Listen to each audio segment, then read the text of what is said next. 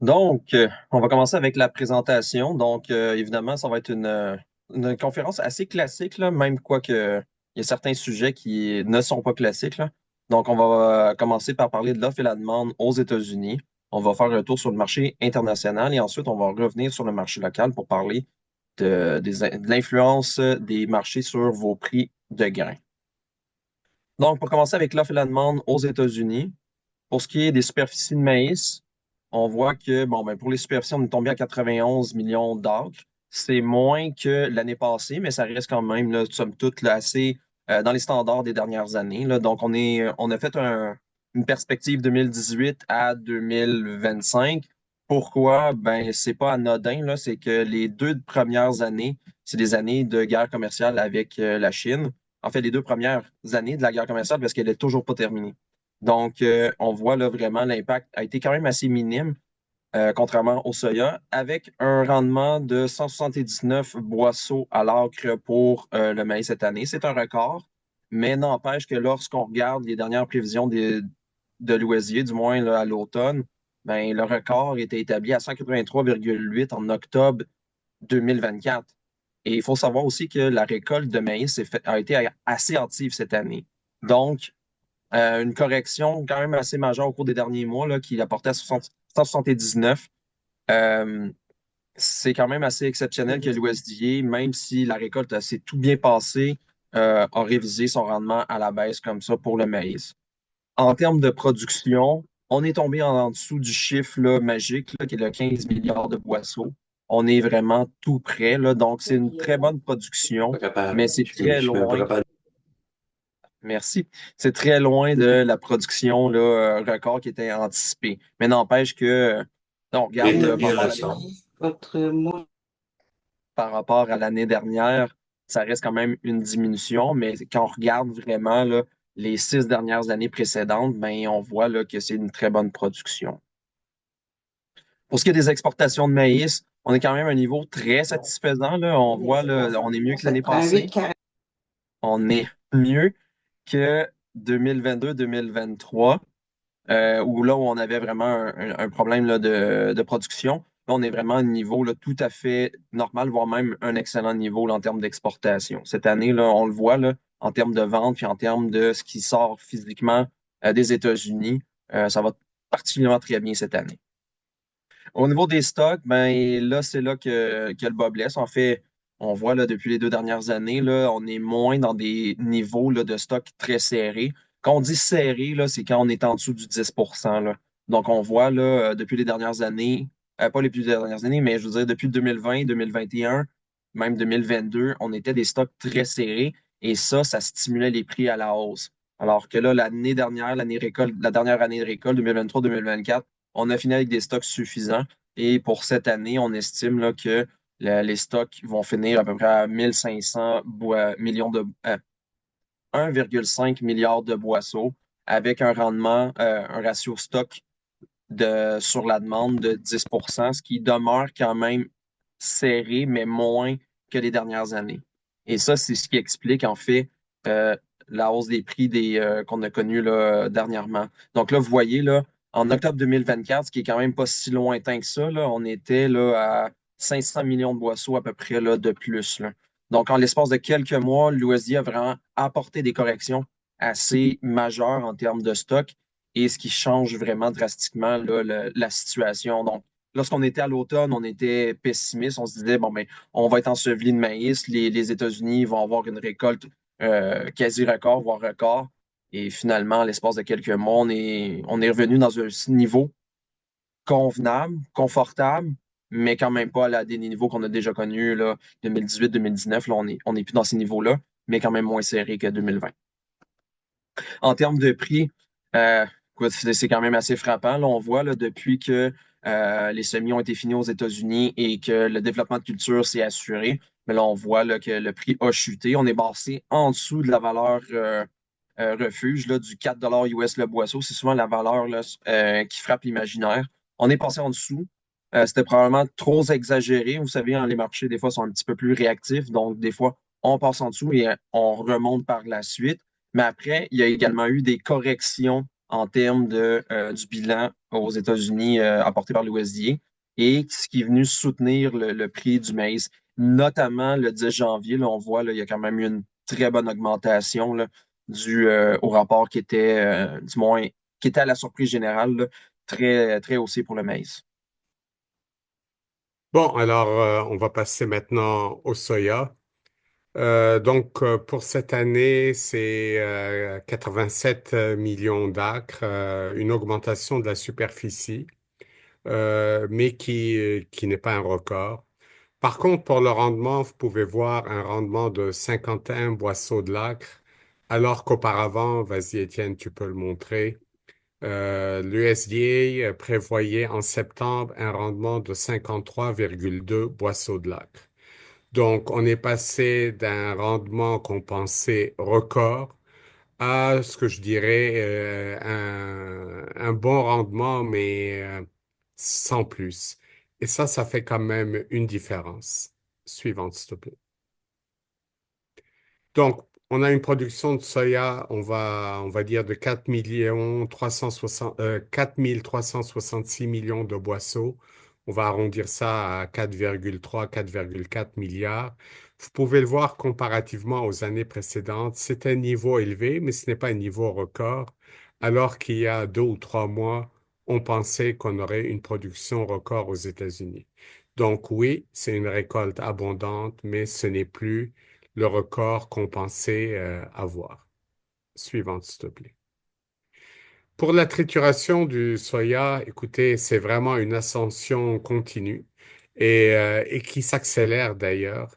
La raison principale, ce sont des biocarburants et plus particulièrement le diesel renouvelable en Californie. Le mandat de la Californie pour le diesel renouvelable a augmenté énormément la demande pour les huiles. Et donc, la trituration du soya répond à cette demande avec une augmentation de capacité des usines et la construction aussi de nouvelles usines. Cela dit, c'est pas juste le soya qui aide la Californie à remplir son mandat, mais aussi l'huile de canola, qui, il faut le souligner aussi, part massivement en Californie. Et on peut s'attendre à ce que cette trituration continue à augmenter au cours des 2, 3 prochaines années parce qu'il y a encore plusieurs usines en construction qui commenceront leurs opérations en 2026 ou 2027.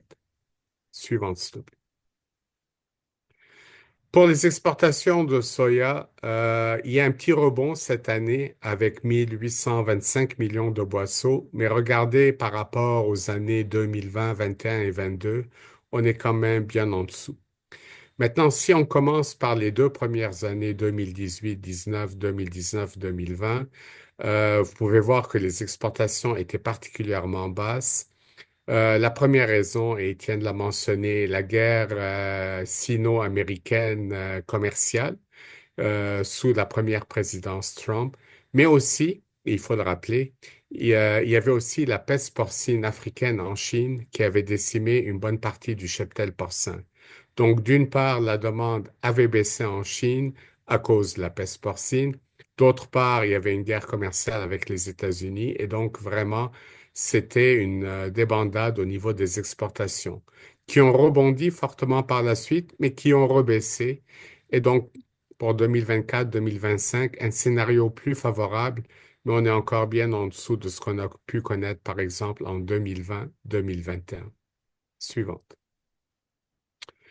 Pour les stocks de fin de soya, c'est un petit peu une histoire qui est similaire à ce que Étienne a dit pour le maïs. Donc, on voit ici qu'on finira l'année en 2025 avec 380 millions de boisseaux. C'est une hausse, mais modeste, des inventaires, alors qu'auparavant, l'USDA prévoyait des stocks plus importants. Étienne, tu peux les montrer. En août, l'USDA prévoyait des stocks de 560 millions de boisseaux, qui auraient été quand même assez lourds. 380, c'est vrai que c'est pas aussi serré qu'en 2020, 2021 ou 2021, 2022, mais c'est un niveau quand même relativement bas avec un taux d'utilisation par rapport à la demande de 9%. Donc, il faut quand même garder à l'esprit que la situation du soya s'est quand même assez resserrée dans les derniers mois avec les révisions que l'USDA a apportées au rendement et à la production américaine. Suivant. Le contrat courant du soya, écoutez, on peut voir d'abord une baisse assez spectaculaire on s'est rapproché du 9,35 $ le boisseau. Depuis, quand même, le contrat à terme s'est stabilisé, je vous dirais, autour des 10 $ le boisseau. Maintenant, la ligne assurée que vous voyez à 10,20 $, c'est la prévision du USDA pour 2024-2025. Et pour le moment, on n'a pas ce rebond haussier qu'on a vu dans le maïs parce que, et Étienne va en parler tantôt, le Brésil est omniprésent dans ce marché et c'est le soya du Brésil qui mène le marché mondial et non pas le soya américain. Suivante. Le contrat courant du blé, écoutez, rien de spectaculaire à part un pic qu'on peut voir. Et puis, ce pic, je vous dirais, c'était à la fin du printemps, au début de l'été. C'est que bon, on s'est rendu compte que la Russie allait avoir une production moindre de blé et la Russie, c'est le premier exportateur mondial. Les marchés ont un petit peu paniqué, puis on s'est quand même très vite rendu compte que malgré une baisse de la récolte, que la Russie allait avoir encore amplement de blé à exporter, même si ce serait un peu moindre que les années passées. Suivante. Alors, c'est ça, la tendance est relativement stable pour le blé. Maintenant, juste un rappel des prévisions de prix. Évidemment, on peut commencer par la droite 2024-2025. L'USDA a augmenté la prévision du maïs à 4,25 $.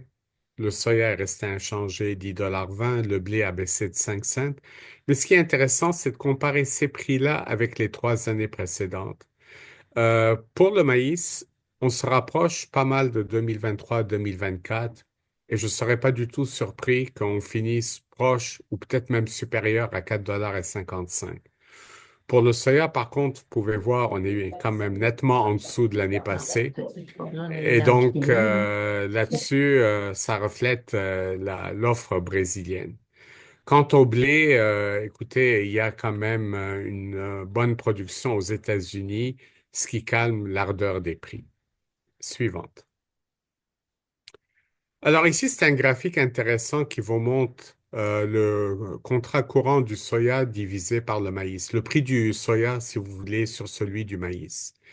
Et puis, il y a un ratio historique d'environ 2,4.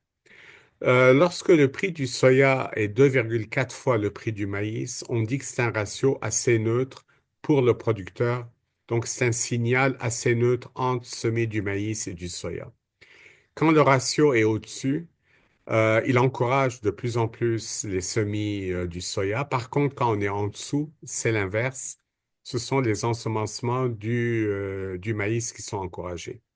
Vous pouvez voir que dans les derniers mois, c'était le soya qui était avantagé. Le ratio se rapprochait et atteignait quasiment 3. Actuellement, on est passé bien en dessous de 2,4. Alors, c'est un ratio intéressant parce que ça va être le signal, en tous les cas, pour le marché de ce qui s'en vient pour 2025. Et à ce niveau, je vous dirais, il y a quand même 2 dates à se rappeler. On va avoir les premières estimations de l'USDA pour les superficies à la fin du mois de février à la conférence Outlook. Et surtout, on aura le 31 mars les intentions d'ensemencement des producteurs américains. Suivante. Et ce qui nous amène au marché international, on va aborder tout d'abord le marché sud-américain. C'est celui qui domine en ce moment les marchés mondiaux. Pourquoi? Ben parce que le Brésil est un important producteur à la fois de maïs et de soya. Donc, on voit là ici une carte météo qui est disponible là, sur le site américain, là, sur la surveillance météorologique. Et essentiellement, ce qu'on voit là, pour cette carte-ci, c'est les 30 derniers jours. Et on voit là, que pour les États importants, là, je vais prendre un petit pointeur laser, là. Et ici, vous avez le Mato Grosso, qui est le premier État producteur de soya. Et vous avez ici le Paraná, qui est le deuxième État producteur de soya. Et entre les deux, essentiellement, c'est là que se trouve le soya au Brésil. Et ce qu'on se constate là, rapidement, c'est qu'il manque pas d'eau là, dans ces régions-là. Donc, il faut s'attendre à une production qui va être record. De toute façon, elle est déjà établie record à cause des ensemencements, mais le rendement, lui, risque d'être très bon et donc d'augmenter la production sud-américaine, en tout cas du Brésil, certainement. Donc là, on voit ici, oh, je vais éteindre le pointeur avant de vous traumatiser. Donc, vous voyez ici, là, c'est vraiment l'évolution de la production au cours des dernières années là, au Brésil. Donc, vous voyez pour le soya, ben, c'est une croissance fulgurante. C'est dû au fait que les superficies ensemencées augmentent d'année en année. Et même que c'est un défi là, pour les services de statistiques au Brésil, d'essayer de trouver vraiment quelle est la vraie statistique des superficies ensemencées. La croissance, elle, ne semble pas avoir de fin. Pour le maïs, par contre, ça suit la même tendance, mais dans une évolution plus modérée. Pourquoi modérée? Parce que le maïs safrina, qui est celui qui est semé tout de suite après celui du soya, qui est semé tout de suite après celui du soya, représente environ les trois quarts de la production de maïs.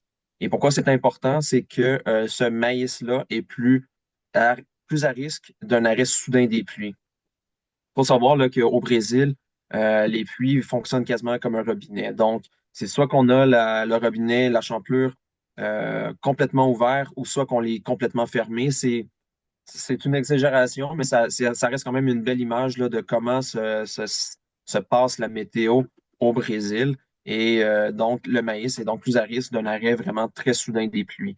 Et donc, une très grande fluctuation. Là, vous voyez, là, un exemple frappant, c'est vraiment 2020. 2020, on a une sécheresse assez importante là, qui a porté de mémoire la production à 87 millions de tonnes, alors que les années précédentes, on était au-dessus de 100 et les années subséquentes, là, on était passé là, facilement au-dessus du 110 millions de tonnes. Pour cette année, c'est à 127 millions de tonnes, 169 pour la production de soya. Ceci, ces chiffres-là, ça reste quand même des estimations qui ont été estimées par l'USDA en mai 2024. On peut avoir certaines critiques par rapport à l'agence statistique aux États-Unis, l'USDA, quant à leurs chiffres, mais pour l'instant, je vous dirais que leurs chiffres tiennent la route. On voit certaines compagnies privées d'estimation de production qui évaluent la production à environ 170, 171 millions de tonnes. Donc, c'est appelé à changer, mais n'empêche que ça donne quand même un bon portrait là, pour le départ. Pour ce qui est du maïs, bien évidemment, là, on parle d'un grain qui n'est toujours pas encore semé parce que la récolte vient tout juste de commencer pour le soya. Donc, la période cruciale va commencer à partir de février jusqu'à mars. Et ensuite, on devra avoir une très bonne idée de la production de maïs par la suite, là, selon l'évolution là, de la météo. En termes de production en Argentine, ben, on a vraiment un scénario tout à fait différent de celui du Brésil. Hein, on se rappelle, le Brésil, c'était la croissance phénoménale. Il ne semble pas avoir de fin en termes de superficie, alors que ben, pour l'Argentine, si vous estimez la production de maïs ou de soya à 50 millions de tonnes, vous êtes pas mal dedans. C'est soit un 52, un 53, un 54, mais c'est vraiment assez, là, ça tourne autour du 50 millions de tonnes. Évidemment, avec une seule exception, je vais prendre le pointeur laser, ici, 2022-2023. Pourquoi? Mais parce qu'il y a eu une sécheresse importante qui est venue vraiment massacrer la récolte en Argentine. Donc, à moins vraiment là, d'une année catastrophique, on peut dire que l'Argentine est facilement capable de produire un 50 millions de tonnes de ces deux grains-là. En termes d'exportation, le portrait est le suivant. On avait parlé il y a quelques années que bon, les États-Unis avaient perdu leur couronne en termes de première exportatrice ou exportateur de maïs dans le monde. On voit que bon, ben, l'année passée, ils l'ont regagné. Là. Le Brésil n'a pas réussi à exporter autant que les États-Unis et que pour cette année, 2024-2025, les États-Unis devraient accroître leurs exportations de maïs à 62 millions de tonnes alors que pour l'instant, c'est 47 millions de tonnes qui est prévu pour le Brésil. Par contre, évidemment, quand on parle d'exportation, on parle des mois qui vont venir. Donc, jusqu'en septembre, l'année récolte aux États-Unis est de septembre jusqu'en août. Donc, ça se termine vraiment le 1er septembre. Donc, il reste quand même plusieurs mois. Il peut se passer beaucoup de choses aux États-Unis qui pourraient influencer les exportations. J'espère que vous comprenez ce que je dis entre les lignes. Et également pour le Brésil, tout va dépendre vraiment de la production. Chaque tonne supplémentaire qui va être produite, ça va être des tonnes supplémentaires qui vont être exportées. Et donc, il y a quand même un très grand potentiel pour pouvoir rattraper les Américains en cas de vraiment chambardement en termes de relations d'exportation. Pour ce qui est de l'Argentine, ben là, vous voyez là, une année assez catastrophique là, pour ce qui était de 2022-2023, mais après ça, le niveau d'exportation est tout à fait raisonnable. 35-36 millions de tonnes, là, c'est pas mal ce qu'ils font d'année en année. Pour ce qui est de l'Ukraine, ça reste quand même une très grande surprise, quoique oui et non. L'Ukraine est quand même capable d'exporter de très grandes quantités de grains, même si, bon, elle est ravagée par la guerre, même si on parle là, de difficultés en termes de production. N'empêche que pour ce pays-là, qui est le quatrième exportateur là, de maïs dans le monde, ça demeure que les exportations de grains lui donnent de l'argent pour financer sa guerre contre la Russie. Donc, ils n'ont pas le choix là, d'exporter. Et évidemment, ça vient aussi en contre-coup là, d'une diminution de l'élevage qui vient diminuer la demande fourragère et donc augmente la disponibilité pour pouvoir exporter les grains. En termes de réel brésilien, ça aussi, c'est une autre donnée qui est très intéressante à suivre. Comment les Brésiliens peuvent être aussi compétitifs à l'international, mais c'est tout simplement la dévaluation de leur monnaie. Évidemment, ces pays-là sont un petit peu plus susceptibles à l'évolution de la devise, là. Quoique au Canada, on est quand même un pays développé et on a quand même une évolution relativement semblable, en tout cas, du moins un petit peu plus abrupte dans les derniers mois, pour des raisons complètement différentes, évidemment, là. Donc, on voit là, que la dévaluation de leur monnaie permet au Brésil d'exporter leur fève à un prix beaucoup plus compétitif que les Américains, et ce qui explique des niveaux d'exportation comme on a vu là précédemment. Pour ce qui est de l'exportation de soya, ben là, vous voyez, hein, la tendance est à la hausse pour le Brésil. D'année en année, le Brésil est en mesure d'exporter de très grandes quantités de soya. Et pour la tendance américaine, ben, c'est quand même une tendance assez plate. Les dernières années ont été vraiment, pour les États-Unis, ça a été des années qui étaient redevables à la trituration. La trituration a augmenté aux États-Unis et c'est comme ça qu'ils ont réussi à diminuer leur stock aux États-Unis. On l'a vu là, dans la présentation de Ramsey. Donc, on voit vraiment là, que le marché du soya est vraiment accaparé par le Brésil. Et je vous amènerais même à regarder la dernière colonne à la droite pour le Brésil, 106 millions de tonnes. On va le voir dans la présentation là, suivante là, que Ramsey va présenter, que c'est quasiment les importations totales de la Chine. Donc, en théorie, le Brésil est très bien situé pour pouvoir approvisionner à pratiquement 100% les besoins chinois à l'international. Merci Étienne. Et donc, on passe maintenant à la demande chinoise. Et comme Étienne vient de le dire, vous pouvez voir que les importations chinoises de soya sont estimées à 109 millions de tonnes. À toute fin pratique, le Brésil à lui seul pourrait fournir tout le soya dont la Chine a besoin. Et la Chine représente entre 60 et 62% de la demande mondiale. La tendance est à la hausse. Bien, on peut apporter quand même certains commentaires. Le premier, si vous regardez à gauche, 2018-2019, des importations relativement basses pour deux raisons. À nouveau, la guerre commerciale États-Unis-Chine, mais aussi la peste porcine africaine qui avait décimé une bonne partie du cheptel porcin en Chine. Cela dit, le cheptel porcin s'est reconstitué, donc la demande est revenue en pleine force pour la moulée et donc le tourteau de soya. Un dernier commentaire que je ferai, c'est que il n'y a pas si longtemps, beaucoup d'analystes dans les conférences parlaient d'un plafond. Je suis toujours sceptique avec ce genre de mots, mais que le plafond des importations de la Chine se situerait à 100 millions de tonnes de soya. Vous pouvez le voir, depuis 3 ans, on a dépassé et carrément été au-delà de ce plafond. Donc, si quelqu'un vous dit qu'il y a un chiffre magique qui serait le maximum, en fait, on ne le sait pas. Et à date, il n'y a rien qui indique que les importations chinoises ne pourraient pas continuer à augmenter tant et aussi longtemps que, il y a de la demande pour la viande porcine et qui a un pouvoir d'achat en Chine pour acheter cette viande. Suivante. Cette diapo vous montre les importations de maïs et de blé. Je vais commencer par le maïs et puis c'est quand même très intéressant. Jusqu'en 2019-2020, la Chine importait assez peu de maïs. On va dire autour de 5, 6, 7 millions de tonnes max. Subitement, en 2020-2021, la Chine a importé quasiment 30 millions de tonnes de maïs et le pays est devenu de loin le premier importateur mondial de maïs. La raison, on n'en est pas tout à fait sûr parce qu'évidemment, les statistiques chinoises sont truquées et ils n'avoueront jamais qu'ils ont eu une mauvaise récolte.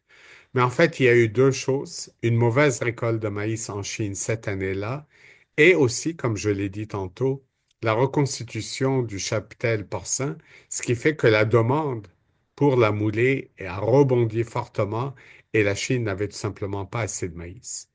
Maintenant, par la suite, vous pouvez voir que les importations de maïs ont commencé à baisser. Étienne, tu peux nous montrer la prochaine flèche. Pour cette année, on parle de 13 millions de tonnes. On s'entend, 13 millions de tonnes, c'est quand même beaucoup de demandes, mais on est très loin maintenant du sommet qu'on avait atteint il y a tout juste 5 ans. Et ça se pourrait, évidemment avec la Chine, on parle toujours au conditionnel, que ces importations de maïs diminuent encore au cours des 2 prochaines années. Il faut quand même souligner que la Chine est un grand, très grand producteur de maïs, qui font beaucoup d'efforts au niveau de l'agronomie. Et d'ailleurs, ils ont acheté la multinationale Syngenta à cet effet. Pour le blé, le scénario est un peu différent. Je vous dirais, les importations de blé de la Chine tournent autour de 10 millions de tonnes.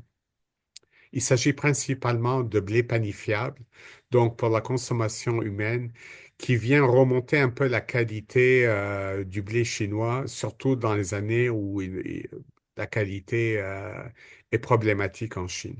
Donc, c'est vraiment un améliorant pour les minoteries chinoises. Suivant, s'il te plaît. Maintenant, on va parler du blé au niveau mondial. Voici les principaux joueurs avec leur production. On va commencer par la gauche. L'Australie, bonne récolte cette année, 32 millions de tonnes. C'est pas un record comme il y a 2 ans, mais c'est quand même une production élevée pour l'Australie. Canada, c'est intéressant, 35 millions de tonnes. Si vous vous rappelez, le mois de juillet avait été particulièrement sec dans les prairies. Ils ont eu peur pour les rendements, mais finalement, le blé s'en est bien tiré. Une bonne production, une bonne qualité, principalement les grades numéro 1 et 2. Et donc, le Canada est très présent dans ce marché cette année. Aux États-Unis, comme vous pouvez le voir depuis 3 ans, la production augmente d'année en année. On parle de 54 millions de tonnes. C'est sûr que dans le passé, ils ont eu des niveaux nettement plus élevés que ça, mais par rapport à la dernière décennie, c'est quand même un certain rebond de la production chez nos voisins. La Russie, bon, on peut le voir, une baisse à 82 millions de tonnes, mais rien de dramatique. L'Ukraine, une production qui se maintient. Et finalement, l'Union européenne, la production qui baisse à 121 millions de tonnes, principalement en raison de la France, qui l'année passée a eu une récolte désastreuse. Il a plu quasiment sans arrêt du mois de septembre jusqu'au mois de juillet, ce qui fait qu'il s'est semé moins de blé en France et la qualité a été assez médiocre. Suivante, s'il te plaît. Alors, au niveau des exportations, on va faire le tour des principaux joueurs. L'Australie devrait pouvoir exporter 25 millions de tonnes cette année. Une petite parenthèse ici, le blé australien panifiable est de qualité supérieure. En plus, c'est un blé blanc qui est très prisé par les minoteries à cause de la couleur de la farine. Donc, c'est un joueur très important dans le blé de qualité supérieure. Idem pour le Canada, 26 millions de tonnes. On est aussi un grand joueur dans les blés de qualité supérieure, avec une nuance. Nous, ce n'est pas un blé blanc, c'est un blé roux, mais par contre, on a une teneur en protéines plus élevée que l'Australie. Et donc, on a un blé qui vient compléter et rivaliser celui de l'Australie. Les États-Unis, et on le voit dans le programme d'exportation qui a très bien démarré cette année, un rebond des ventes et donc 23 millions de tonnes prévues pour les exportations américaines. La Russie, oui, il y a une baisse, 46 millions de tonnes, environ 8 à 9 millions de tonnes de moins que l'an passé, mais vous pouvez le voir quand même, la Russie demeure de très loin le premier exportateur mondial. L'Ukraine, les exportations devraient baisser à 16 millions de tonnes. Permettez-moi d'en douter. Depuis que la guerre a éclaté là-bas, à chaque année, on dit que l'Ukraine va exporter moins de blé et de maïs, puis finalement, ils réussissent à le sortir. Et d'ailleurs, pour cette année, il faut quand même souligner qu'à date, les exportations de grains de l'Ukraine, principalement du blé et du maïs, sont quand même en avance par rapport à l'an passé. Alors, je ne serais pas du tout surpris que ce chiffre de 16 millions de tonnes finisse à 19 ou 20. Et finalement, l'Union européenne, eh bien, c'est sûr, avec une production en baisse et une qualité affectée, les exportations baissent à 29 millions de tonnes. Suivante, s'il te plaît. Ah, Étienne, à toi. Parfait. Donc là, on va revenir au Québec avec le marché local. Pour ce qui est de la production, là, ben, là, on va faire le tour canadien parce que ça a une influence sur plusieurs grains, notamment les céréales. Donc, vraiment, pour le Canada, on va se concentrer sur le céréal. Pour ce qui est du blé, ben, Ramsey vient d'en parler, là. Une très bonne production malgré là, des temps secs, la qualité qui devait être au rendez-vous. Au niveau de l'orge, on voit là, que bon, c'est une diminution là, des quantités de semis en orge. Au niveau de l'avoine, un rebond par rapport à l'année dernière, mais il faut savoir que le niveau de production est beaucoup plus proche du 5 millions de tonnes que du 2,6 ou du 3,4 que vous voyez ici, là, millions de tonnes. Donc, on demeure quand même à des niveaux très faibles en termes de production d'avoine, tout ça en raison d'un marché là, qui est présentement saturé.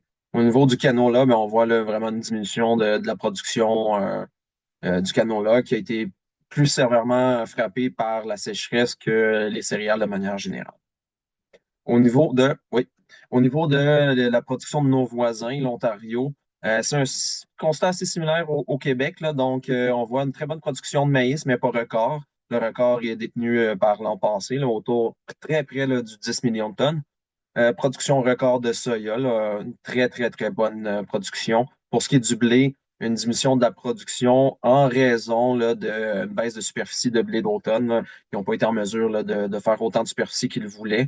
Donc, ça a affecté évidemment la production de 2024. Pour ce qui est de l'orge, un certain rebond, mais n'empêche, là, on est quand même à des niveaux là, quand même assez faibles en termes de production d'orge. Même principe pour l'avoine, là. Pas des niveaux très satisfaisants, là. Et pour le canola, ben, des niveaux tout à fait convenables, là, à 61 000 tonnes. Au Québec, ben, c'est, comme je l'ai dit, hein, c'est le même constat à peu près que l'Ontario. C'est une très bonne production. On n'est pas, c'est mieux que l'année passée, c'est mieux que les dernières années, mais n'empêche là, on a eu des records autour du 4 millions de tonnes là, au Québec. Pour ce qui est de la production de soya, ben, ça a été la production la plus semée au Québec. Donc, en termes de superficie, on a des superficies records. On a eu un très bon rendement, un rendement record, et ce qui amène, euh, quand vous faites l'équation, rendement record, superficie record, ça donne une production record, là, environ 1,4 million de tonnes, ce qui est énorme. Pour ce qui est de la production de blé, aussi, de mémoire, là, on avait eu un problème au niveau des ensemencements. Donc, ça reste quand même une production qui est convenable, mais de manière générale, ce qu'on peut dire, puis c'est pratiquement le même constat que l'année passée, là, la production de blé d'automne, elle était bonne avec une qualité qui était satisfaisante. Mais dès qu'on arrive au blé de printemps, vous l'avez vu, là, vous l'avez connu, là, les mois d'été étaient très pluvieux et donc a détérioré la qualité là, du blé de printemps. Donc, encore cette fois-ci, là, une production qui est difficile pour le blé de printemps. Au niveau de l'orge, vous pouvez peut-être constater un certain rebond, là, mais on demeure quand même à des niveaux historiquement très faibles pour l'orge. Pour ce qui est de l'avoine, ben, c'est quasiment un copier-coller de l'année passée, là, à peu près 4000 tonnes de plus. Ça reste très faible, là, justement en raison d'un marché qui est quasiment sur le respirateur artificiel. Donc, c'est pas un marché qui est particulièrement intéressant. On semble pas avoir un certain regain, là, alors que dans les dernières années, là, surtout pendant la pandémie, on parlait que de la boisson végétale d'avoine. Ben, il faut savoir que la boisson végétale d'avoine, c'est principalement de l'eau et un peu d'avoine. Donc, c'est pas assez là, pour stimuler là, une demande pour l'alimentation humaine. Et pour ce qui est du canola, là, à 35 millions de tonnes, à 35 000 tonnes, 35 000 tonnes de canola, là, ça reste quand même une production là, tout à fait convenable là, pour la province. Donc, assez standard là, dans les qualités pour la province. Offre et la demande du maïs au Québec. Et on l'a mis à jour avec les dernières données là, de Statistique Canada qui est sorti le 5 décembre dernier. On voit un rendement de 10,2 tonnes à l'acre. C'était moins qu'on aurait pensé, mais n'empêche, ça reste quand même à des niveaux là, très élevés. Ce n'est pas un rendement record, mais ça s'en rapproche. Toujours mieux que l'année dernière. Et donc, on se retrouve avec une production qui est très convenable. On l'a vu à 3,6 millions de tonnes. Des importations qu'on estime à 80 000 tonnes n'empêchent. Pourquoi? Ben, parce qu'on a quand même une très bonne production venant de l'Ontario et qu'à ces niveaux-là, on va se retrouver quand même à devoir importer. Au niveau de la consommation intérieure, c'est là que c'est intéressant. On semble noter une amélioration du secteur de l'élevage et ça, c'est dû à quoi? Ben, c'est dû au fait que les prix ont été longtemps très peu chers. Donc, vous savez, là, au niveau de la récolte, là, les prix sont variés entre 210 230 dollars la tonne. Beaucoup de producteurs, en fait, je suis pas mal sûr qu'il y a une bonne majorité, étaient en dessous de leur coût de production à ces niveaux-là. Donc, c'est venu vraiment aider la production porcine et les autres secteurs de l'élevage et donc stimuler la demande intérieure pour ce qui est des exportations, on note quand même une très bonne amélioration des exportations. Ce n'est pas le record qu'on a vu là, ou le quasi-record de mémoire là, de 2022-2023, mais n'empêche un niveau tout à fait convenable. Et lorsqu'on parle à des acheteurs, c'est pas mal, ça confirme pas mal nos présomptions. C'est-à-dire que en ce moment, ce qui est à la demande, c'est vraiment le maïs pour l'exportation. Donc, il se fait présentement du maïs pour l'exportation et ça risque de continuer ainsi à partir de mars. De toute façon, on a quand même une très bonne production et donc elle doit sortir et les niveaux de prix sont tout à fait compétitifs à l'international. Donc, ce qui explique quand même qu'il y a une très bonne demande pour notre maïs à l'international. Pour ce qui est des stocks de report, mais on voit 475 000 tonnes de maïs. C'est une augmentation, mais n'empêche qu'au cours des dernières années, un 500 000 tonnes, c'était tout à fait convenable. Vous voyez, là, un 48 jours d'utilisation. C'est une autre façon de dire un rapport stock sur la demande. Euh, c'est essentiellement là, tout à fait convenable au Québec. Donc, il n'y a pas de quoi de paniquer en dire qu'il va rester trop de maïs au Québec, mais n'empêche que ça ne sera pas non plus là, ces éléments-là qui vont faire en sorte qu'ils vont augmenter les bases parce qu'il va y avoir une pénurie de maïs au Québec. Là, ce n'est pas le cas cette année. Donc, une année tout à fait convenable avec une très bonne demande pour l'exportation et la demande alimentaire, pas alimentaire, mais la consommation intérieure. Au niveau du taux de change, écoutez, si on se reporte il y a 3 mois en arrière, là, on aurait dit, ben, le dollar est à 74 cents. Estimez-le autour de ça et vous êtes pas mal dedans. Qu'est-ce qui s'est passé? Pourquoi le dollar a chuté d'environ 4 à 5 cents? En fait, 5 cents en l'espace de quelques mois. Évidemment, l'élément principal, c'est l'indice, ou du moins là, on présumait que Donald Trump allait remporter ses élections. Du moment qu'il a gagné ses élections avec les menaces de tarifs, c'est venu affaiblir davantage le dollar. Et il y a également un autre élément interne qui est tout simplement là, l'incertitude politique au Canada. Là. Vous pouvez le voir à peu près à la mi-décembre, là, lorsque Chrystia Freeland a annoncé qu'elle qu'elle sortait du cabinet du ministre, en fait, qu'elle donnait sa démission en tant que vice-première ministre. On a vu que le dollar a chuté à des niveaux quand même assez importants. Donc, une équipe fédérale qui est affaiblie alors qu'on a un voisin au sud qui est très agressif par rapport à ses relations, notamment avec le Canada. Donc, un dollar qui est très faible, autour de 69,5, là, 69 cents et demi pour chaque dollar canadien. Donc, c'est un dollar qui est très faible, ce qui vient en contre-coup soutenir le prix des grains au Québec. L'évolution des céréales, donc, et du canola, évidemment. Donc, on voit là, que bon, l'évolution des prix, ça reste quand même assez décevant. Là. On voit que c'est très difficile pour la plupart des grains, là, quoique pour le blé fourragé, autour du 300 la tonne, ça reste quand même tout à fait convenable. Même chose là, pour le blé planifiable, on ajoute un petit 30 de plus et ça fait à peu près un écart de prix qui est bon, reste quand même, somme toute, assez faible, mais n'empêche qui demeure présent. Pour ce qui est de l'avoine, ben là, c'est pas le même scénario. Là, je vous l'ai dit, je vous l'ai répété plusieurs fois. Le marché de l'avoine n'est pas très intéressant ces temps-ci. On voit là, vraiment une évolution à la baisse des prix. Là. Il y a un an, on était à 313 la tonne et là, présentement, autour du 250, 260. C'est pas très intéressant, là. Surtout lorsqu'on on prend en compte les coûts de production qui ont fortement augmenté au cours des 2 dernières années.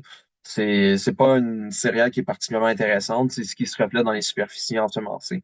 Au niveau du canola, ben évidemment, là, ça aussi, c'est des prix qui ont diminué, mais n'empêche quand même pas à des niveaux aussi importants que d'autres céréales, qui demeurent quand même à des niveaux, somme toute, intéressants à ces niveaux-là.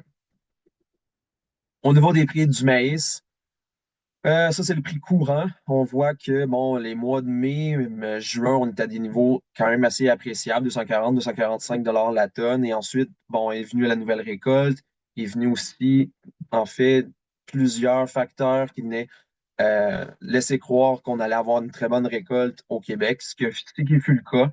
On a vu la base là, diminuer à. Je vais en parler un petit peu plus tard, mais essentiellement, là, le prix à la nouvelle récolte qui est baissé à certains cas à 210. Il faut savoir que ça, c'est des prix moyens. Donc, les prix à 210, vous ne les voyez pas, mais entre 210 et 230, c'est pas mal les prix qu'on a vus à la récolte. Et par la suite, on a une amélioration des contrats à terme. On l'a vu tout d'abord avec dans la section américaine. Là, le contrat à terme s'est apprécié. Et en même temps, au même moment, le dollar canadien s'est affaibli. Et ce qui est venu vraiment soutenir le niveau des prix que, en toute honnêteté, il y a 3 mois, je ne pense pas que j'aurais tablé pour dire qu'on se retrouvait au-dessus de 260 la tonne. Là. Et au niveau de l'évolution des bases, là, essentiellement, là, on voit là, que pour la période récolte, on a des niveaux quand même assez respectables, -10. Là. En toute honnêteté, on aurait pu être à des niveaux beaucoup plus faibles. On voit une certaine hausse là, dans la période d'avant. Il faut savoir qu'à partir de juillet, on tombe dans un contrat de septembre et le contrat de septembre tend plus à se rapprocher du contrat de nouvelle récolte et donc est plus faible. Mais comme au Québec, on stabilise, bon, pas on stabilise les prix, mais les prix demeurent quand même élevés parce qu'il n'y a pas de maïs qui est encore disponible, mais la base vient compenser. Mais essentiellement, là, vous pouvez voir pour la nouvelle récolte, -10, et par la suite, quand on est sorti de la période de récolte, et il faut savoir que la récolte a été quand même assez hâtive là, cette année, on est trouvé autour là, d'une valeur assez neutre. Là. On est autour du zéro, voire légèrement au-dessus, à peu près un 10 cents. Là. C'est à peu près la valeur que vous pouvez estimer. Et lorsqu'on regarde les périodes de livraison, ben, cette base-là, elle demeure quasiment intacte. Donc, qu'on soit au mois de janvier ou qu'on soit au mois de juin, la valeur de la base en dollars américaines se retrouve entre ces valeurs-là courant. Donc, s'il y a une amélioration des prix pour des périodes de livraison subséquentes, ce n'est pas dû au fait que le marché local rémunère l'entreposage, mais c'est plutôt le fait que le contrat à terme, lui, est plus élevé. Au niveau du prix du base courant du soya, ben, un peu le même principe que pour le maïs, c'est-à-dire des niveaux de prix, excusez-moi, qui étaient somme toute intéressantes, en bas du 600 la tonne, et que lorsque on a vu bon, que les superficies allaient être grandes au Québec et que la récolte s'annonçait vraiment excellente. Bon, on a vu une diminution des prix assez phénoménale. On est passé en dessous du 500 la tonne. Par la suite, bon, le prix s'est quand même amélioré, mais pas tant que ça. Donc, pourquoi? Mais parce que le contrat à terme, lui, n'a pas suivi la même ascension que le maïs. Ce qui est vraiment venu soutenir le prix du soya, c'est vraiment la dégringolade de notre devise. Donc, la baisse du dollar canadien est venue soutenir les prix. Et par la suite, ben là, vous voyez l'évolution de la base locale. On voit, bon, ben, même principe là, que pour le maïs, à partir du mois d'août, là, on est sur des contrats de nouvelle récolte et donc le prix, la base augmente pour pouvoir stabiliser un peu les prix, là, mais essentiellement, là, on est à un niveau de prix de niveau de base qui est tout à fait normal, entre -25 et -45, -50 $, US le boisseau. Par contre, là, on voit quand même de très grandes fluctuations dans une même semaine. Là. Donc, on peut voir des bases à -27 cents, tout comme on peut voir des bases à -80 cents. Donc, on voit là, que pour une même région donnée, là, il y a quand même beaucoup de fluctuations au niveau des prix, ce qui nous amène à vraiment vous sensibiliser, à essayer de contacter plus d'un acheteur pour voir c'est quoi le vrai pouls du marché. Il peut avoir certaines opportunités de marché et je vous appellerai quand même à essayer de les saisir parce qu'avec un dollar qui est faible, chaque cent supplémentaire qu'on vient chercher au niveau de la base, mais c'est des dollars la tonne le plus que vous avez directement dans vos poches. Et dans des années où les prix vont être plus difficiles, ben, il est important là, d'aller chercher chaque revenu supplémentaire là, provenant de vos grains. Au niveau de l'évolution du prix du blé fourragé, honnêtement, là, on voit deux grandes tendances, là. Avant la récolte, on est autour d'à peu près 300 la tonne. On fluctue dans une fourchette de plus ou moins 25. Et par la suite, on est à 275 et on évolue dans une fourchette un petit peu plus serrée. Quoique, à partir du mois de décembre, on note une certaine augmentation, justement, mais probablement à cause de notre devise. Le blé humain, on voit là, l'évolution des prix, un écart qui demeure autour du 30 la tonne. Ben, il faut savoir que ça peut être un certain truchement. Pourquoi? Parce que le blé humain n'est pas nécessairement vendu en vente courante, c'est-à-dire qu'on va plutôt prendre des contrats de production que ce qu'on appelle les producteurs là, des ventes spot. Donc, c'est plutôt. Mais n'empêche que ça donne quand même une idée là, de l'écart des prix là, qui n'est pas si avantageuse que ça, là, finalement. Bon, on va passer maintenant aux conclusions et on va essayer un petit peu de vous éclairer. Et je vais prendre un peu de temps ici pour revoir les facteurs clés. D'abord, les récoltes aux États-Unis. Bon, il y a les récoltes 2024, on les connaît, avec la surprise du rapport de janvier. Donc, les estimations finales sont en dessous de ce qu'on pensait, surtout pour le maïs. Cela dit, c'est fait, c'est fini, c'est terminé. Par contre, et je peux vous le garantir, le marché est déjà automatiquement maintenant en regard, disons, vers la prochaine récolte. Et donc, ça va être le jeu des semis. Le marché va attendre les premières estimations du USDA à la fin du mois de février avec la conférence Outlook. Ensuite et surtout le rapport sur les intentions d'ensemencement le 31 mars. Et par la suite, évidemment, le début des semis et le premier rapport des offres et demandes au mois de mai. Donc déjà, le focus commence à être la prochaine récolte. On vous l'a dit tantôt, le ratio actuellement du prix du soya sur celui du maïs favorise le maïs. Jusqu'à quel point? Je ne sais pas. On va avoir une première idée le mois prochain et une idée un peu plus précise à la fin mars. Mais c'est quelque chose qui est déjà pris en compte par le marché, que très probablement il y a un signal à semer plus de maïs en 2025. Donc, gardez ça à l'esprit. Le deuxième point, les exportations aux États-Unis. Étienne vous en a parlé tantôt. Un très bon démarrage des exportations par rapport à l'an passé. Elles sont en avance, particulièrement pour le maïs. Il y a quand même un petit bémol, je l'ai écrit aujourd'hui dans le rapport quotidien. Quand on prend les exportations effectuées à date par rapport aux ventes, on peut voir que 80% du soya vendu a été expédié et que donc vraiment, il n'y en a pas beaucoup à sortir. Par contre, pour le maïs, c'est intéressant. C'est juste la moitié qui a été expédiée à date. Ce qui m'amène à dire que s'il y a un changement des prix relatifs, mettons avec le Brésil, il pourrait y avoir plus tard, pas tout de suite, il pourrait y avoir des annulations de vente. Donc, il faut faire quand même attention à ça. Et le marché va suivre de très près le rapport hebdomadaire des États-Unis des ventes. Et s'il commence à avoir des annulations, il pourrait y avoir une réaction. Mais pour le moment, vraiment, programme d'exportation de maïs a démarré sur les chapeaux de roue. Le troisième facteur qui est toujours en cours, la météo en Amérique du Sud. Ici, on va faire un petit peu la part des choses. C'est vrai, et je l'ai même écrit, il pleut un peu trop au Brésil, mais écoutez, la production de soya, elle est faite, le rendement, il est fait, ils ont une production record. La seule question est de savoir s'ils sont à 169 ou 171 millions de tonnes. En bout de ligne, comme on dirait en bon français, who cares? C'est fait, c'est connu, c'est terminé. Par contre, et Étienne l'a mentionné, c'est la deuxième récolte de maïs au Brésil qui domine, le maïs safrina, qui lui est semé après le battage de la fève. Et donc c'est trop tôt parce que les semis ont à peine démarré pour le maïs safrina. Et idéalement, ils aiment semer ce maïs avant le 20 février, c'est la fenêtre idéale. Ça va peut-être être un peu difficile cette année parce que le battage du soya est ralenti par les pluies. Alors, il faudra suivre ça de près et ensuite voir la fin de la saison des pluies au Brésil.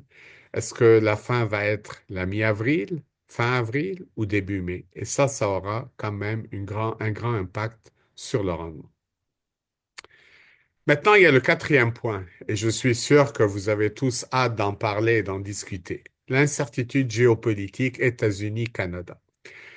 Avant de parler de M. Trump, parlons d'Ottawa. Écoutez, je crois qu'Étienne l'a dit en mots gentils, je vais le dire en mots plus crus. C'est le vide total politique à Ottawa. À toute fin pratique, on n'a pas de gouvernement. Et c'est vraiment la raison pourquoi notre UR a chuté en dessous de 70 cents. Les marchés nous regardent et voient qu'il y a personne aux commandes. Et ça va durer. Ça va durer encore plusieurs semaines. Maintenant, pour ce qui est de M. Trump, on pourrait en parler des heures et des heures. La seule chose que je peux vous dire qui est sûre, c'est que pour le moment, il n'y a pas eu d'augmentation des tarifs douaniers. Il a dit que ça aurait lieu le 1er février, mais même là, il n'y a rien d'écrit. La seule chose qu'on a vue par écrit dans les Executive Order.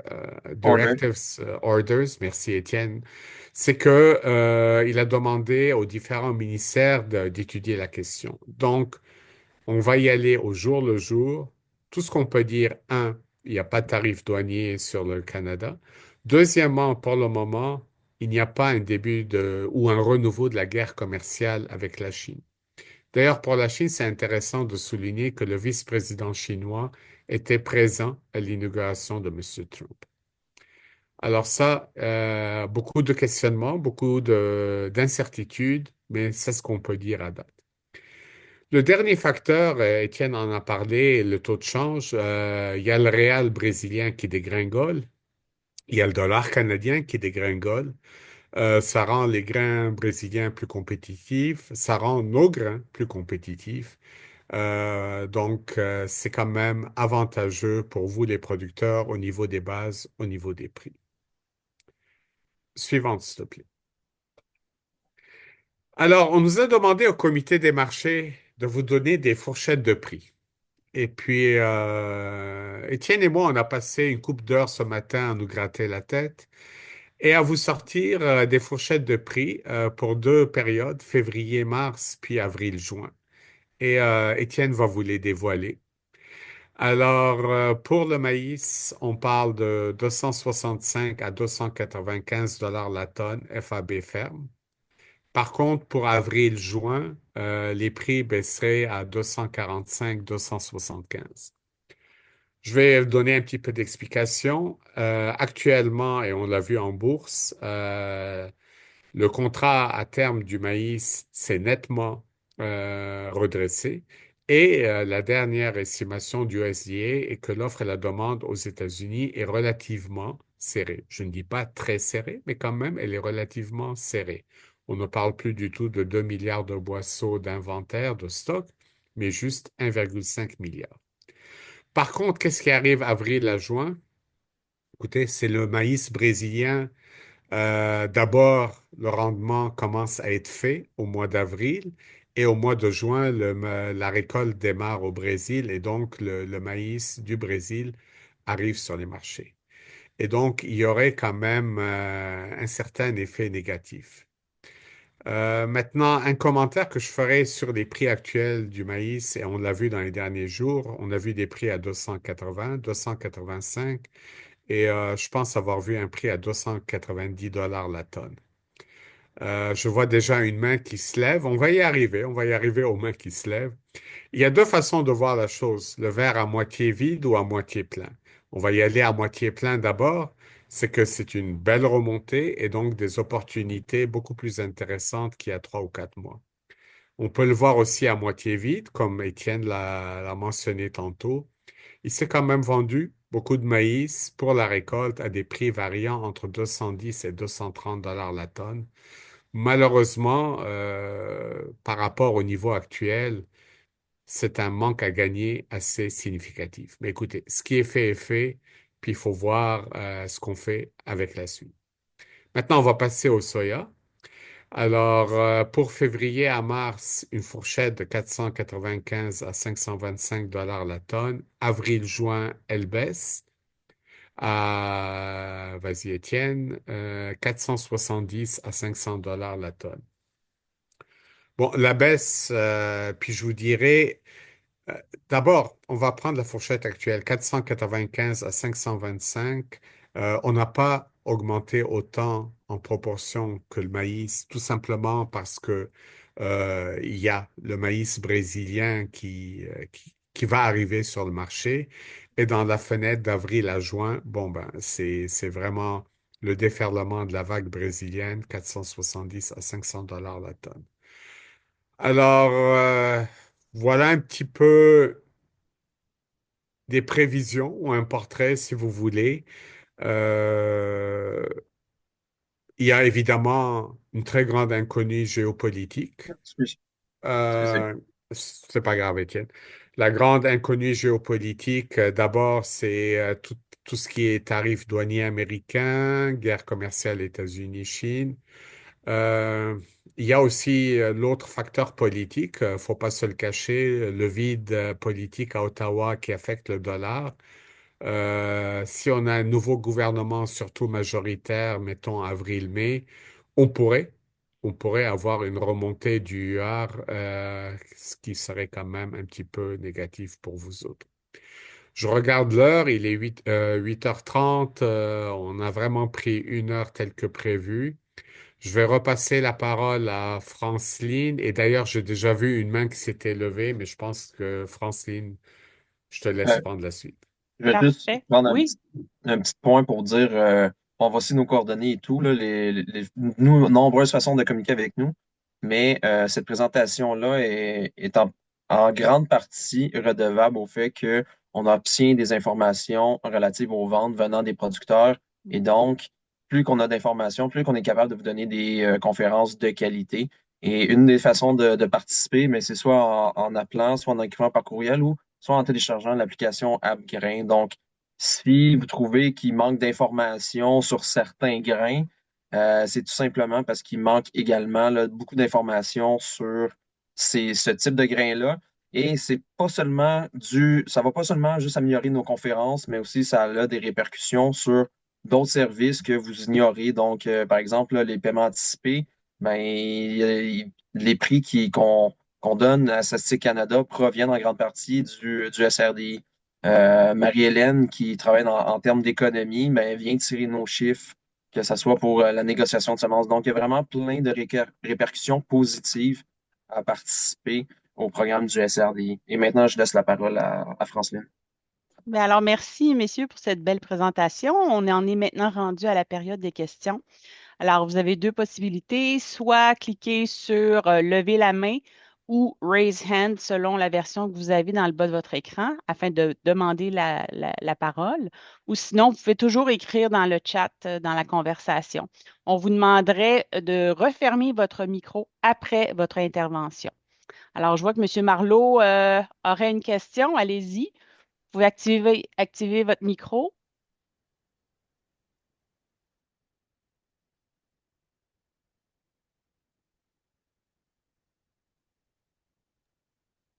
On ne Vous, pou- vous entend pas.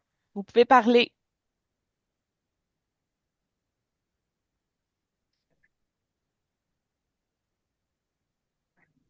Bon, Francine, essayons quelqu'un d'autre. Ouais. Est-ce qu'il y aurait quelqu'un qui aurait une autre question?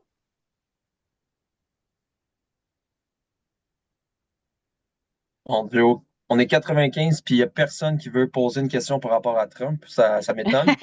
Ils sont tous sous le choc. Ah, Monsieur Murray. Ah, Ah, on peut compter sur d'accord, lui. d'accord. Une bonne nouvelle pour vous autres. Non.